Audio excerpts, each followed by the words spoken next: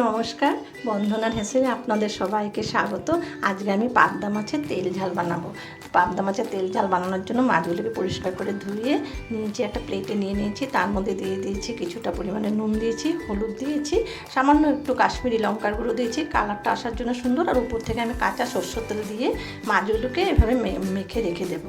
তো কেন কি পাবদা মাছে যদি কাঁচা সরষের তেল উপর থেকে না দিই তাহলে প্রচণ্ড ফোটে, তেলে দিলে মাছ ফুটবে। আর এদিকে আমি ওগুলো কড়াই ভালোভাবে গরম করে নিয়েছি আর কড়াইতে দিয়ে দিয়েছি সরষের তেল।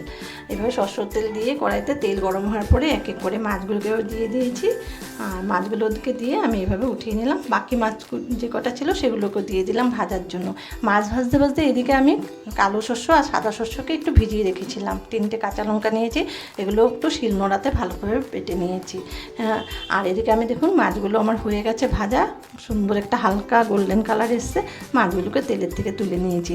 আর এখানে আমি সেই তেলে দিয়ে দিলাম কিছুটা পরিমাণে কালো জিরে দিয়েছি, আর সেই শস্য বাটাটা ছিল সেটাকে আমি দিয়ে দিলাম।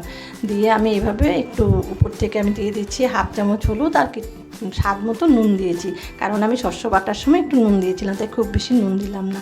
আর এখানে আমি কালারটা একটু সুন্দর আসার জন্য সামান্য পরিমাণে কাশ্মীরি লঙ্কার গুঁড়ো দিয়েছি। এটা একদম অপশনাল, না দিলেও চলবে। আর এখন আমি দেখুন এখানে উপরে মাছগুলোকে দিয়ে দিচ্ছি। মাছগুলো দিতে দিতে বলছি আপনাদের যারা যারা আমার চ্যানেলটাকে সাবস্ক্রাইব করেছেন তাদেরকে অনেক অনেক ধন্যবাদ।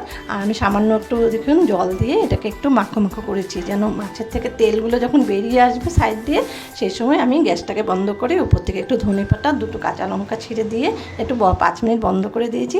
আর রেডি হয়ে গেছে আমার পাবদা মাছের তেল ঝাল।